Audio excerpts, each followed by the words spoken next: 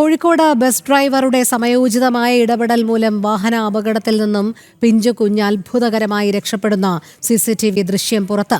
കൊടിയത്തൂർ മാക്കൽ ഹോസ്പിറ്റലിന്റെ മുൻവശത്തായിരുന്നു സംഭവം. ഓട്ടോറിക്ഷയിൽ നിന്നിറങ്ങിയ കുഞ്ഞ് റോഡിലേക്ക് ഓടുകയായിരുന്നു. കുട്ടിയെ കണ്ടയുടൻ ഡ്രൈവർ ബസ് നിർത്തിയതിനാൽ വലിയ ദുരന്തമൊഴിവായി.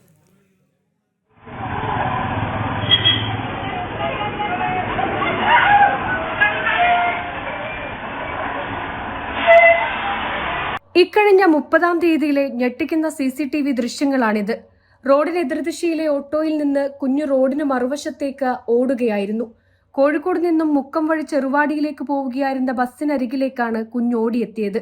ബസ്സും കുഞ്ഞും തമ്മിൽ നേരിയ വ്യത്യാസം മാത്രമാണുണ്ടായത്. ഞൊടിയിടയിൽ ബസ് ഡ്രൈവർ ബ്രേക്ക് ചവിട്ടി ബസ് നിർത്തി. അത്ഭുതകരമായ രക്ഷപ്പെടൽ. സംഭവം നടന്നതിന് പിന്നാലെ സിസിടിവി ദൃശ്യങ്ങൾ പരിശോധിച്ചതിൽ നിന്നാണ് ഈ അത്ഭുത രക്ഷപ്പെടലിന്റെ വിവരങ്ങൾ പുറത്തുവന്നത്.